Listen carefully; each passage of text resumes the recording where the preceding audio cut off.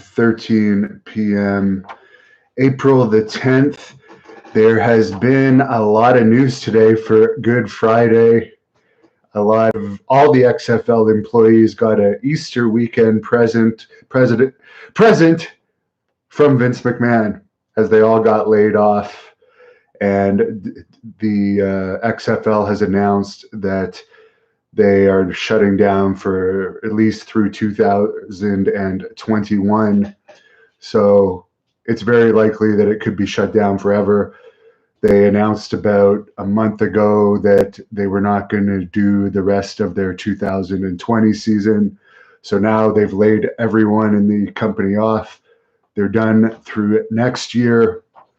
So Vince McMahon sold $300 million worth of his WWE stock to help fund the XFL, which appears to have been a complete failure again. It's believed that the decision to shut down the XFL might have to do with WWE's stock price plunging recently with this whole lockdown situation. The XFL also doesn't have paying TV deals yet that pay enough to cover the costs of the league. And with the economic times unknown ahead of us, it's probably safer to just not lose any more money and close down for now. The economic times are bad. I just saw a report today, the town where I live in, Ottawa, Canada, had a 70% break and enter increase over the past month from normal. There's also been armed robberies taking place here recently. So it's usually a pretty safe town, but they're not allowing people to work. So I think a lot of people are going to turn to crime for sure. North Carolina's Scott Dawson and Dash Wilder, known as the Revival, have also been granted their release from the WWE. They asked for it back in January, according to reports. They have a lot of contacts in AEW. Arn Anderson is an agent there. He has said many, many times that he is a big fan of those guys. So in all likelihood, if I had to bet, they would go to AEW. Cameron Neidhuff is asking me my thoughts on them. I've honestly never seen them wrestle.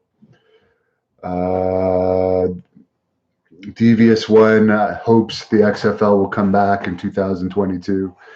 I don't know. It really, I wouldn't bet on that. I really wouldn't bet on that. Someone's asking me to do a Joey Styles interview. Maybe. What are my thoughts on Dark Side of the Ring Brawl for All? Big Beef 35 said, I did a video on this yesterday. Search it up on here. I critiqued the episode, and I am going to try and get a Skype interview with Dan Severn because they said a false statement about Dan Severn on that episode.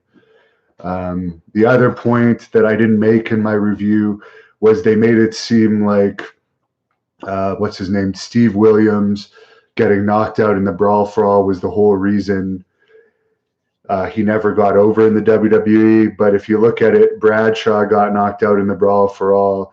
He was a future WWE champion and became a much bigger star in later years. I don't think Steve Williams was ever over in WWE, and he was at the end of his career during the Brawl for All. So that's another thought that I had about it. Gary Michael Capetta interview. Someone's asking, I have 2 phone interviews with Gary Michael Capetta on here, as well as a bunch of short interviews. I was supposed to do a full career in-person interview with him last year, but it didn't work out. Riley Holden, who was my favorite wrestler as a kid, was The Undertaker, as I discussed at the end of my Undertaker video.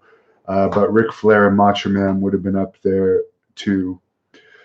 Jay Hazard, how much are the police enforcing the stay-at-home order here? I think they're spending more time enforcing the stay-at-home orders than fighting real crime, and then also they're letting criminals out of jail because of this. I reported in my Wrestling Observer review last night, a UFC fighter had a guy break into his home. Luckily, he was able to fight him and subdue him, but he has kids and a wife, and they let this guy out of jail 24 hours later due to this virus. So I don't get that we're letting criminals out of jail. All right, that's my update for now. I'll let you guys know later the rest of the news of the day. Have a good afternoon.